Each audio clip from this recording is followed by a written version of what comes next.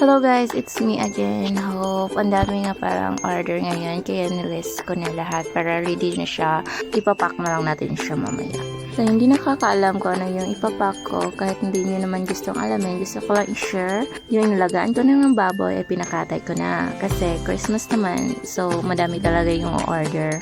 Mapapanood ninyo ang video na to or nagtataka kayo sa boses ko, medyo pa-off siya kasi 4:25 wala pa akong tulog ito kasi nag-overtime talaga kami kasi 5 AM dapat i-deliver na siya ng partner ko and 10 AM nila to pinatay. So ito ako ngayon nag-overtime, nagluluto din ako ng maulam namin kapag morning kasi babiyahe pa kasi kami kasi gagala nga kami sa city.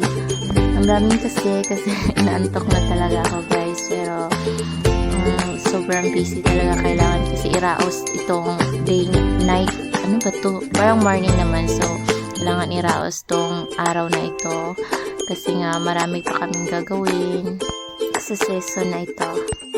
I am a mother of 2 kids talaga kaya sobrang nag-spokersgi talaga kami para sa buhay, para sa magiging future ng mga anak namin, future namin. So kahit nasa bahay ako, kahit anong discarte na lang talaga sa buhay, no? Basta marangal lang at kaya talagang kuhanin sa oras natin kasi nga mother tayo.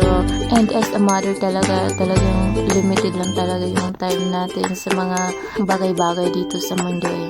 Kaya ako yung overthink ko talaga pag may ginagawa ako pang future na talaga. Sobrang nag-matured ako. Nung naging mother ako, sobrang naging matured ako. Nung nagtrabaho ako mag-isa, ang dami ko experience na ganito pala, kailangan ko nung maging independent, not for myself, for my future kids, future na rin ng amin, sariling pamilya someday, diba?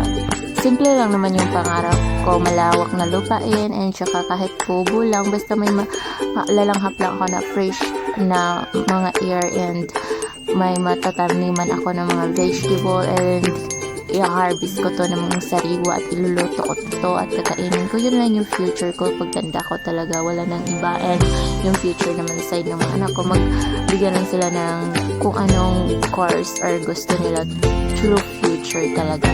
Kasi parang lahat naman ng ginagawa ko ngayon para na lang talaga sa kanila, parang wala nang sa sarili ko.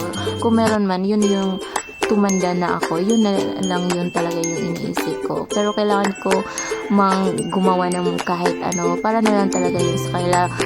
Kailangan kong maka-earn, kailangan ko ng work, kailangan ko ng savings, kailangan ko ng kumita sa bawat oras, sa bawat araw na ilalaan ko para lang din sa kanila. Yung iniisip ko talaga, yung future lang talaga. Kaya hindi dapat talaga na nakatunganga lang ako sa bahay kasi mababali ako kapag wala akong ginagawa. Lalo na kapag tapos ko na lahat gawain ng bahay. Tapos parang ang bored na. Parang kailangan ko talagang gumalaw. At mababali ako sa kakaisip kong ano. Kaya kahit ano lang paraan, nagla-live selling ako, nagbibinta ng mga hayop, ganyan. Ay, sorry for that noise guys, nagisingal yung baby living ko.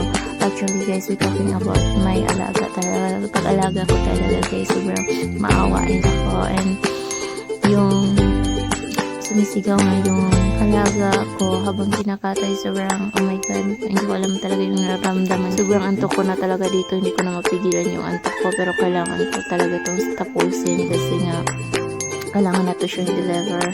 Kung naririnig niyo na yung mga huni ng mga manok, sobrang umaga na talaga siya, talaga yung nagpapalala na morning na talaga, pero dito pa rin tayo kumakayod. Sobrang lamig pa kasi nga Vermonts, gusto talaga yung ubo, sipon, at meron ako noon at hindi ko na lang siya pinapansin.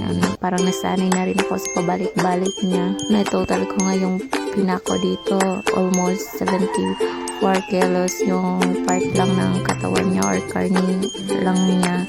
Hindi pa kasali doon yung olo at saka tiil.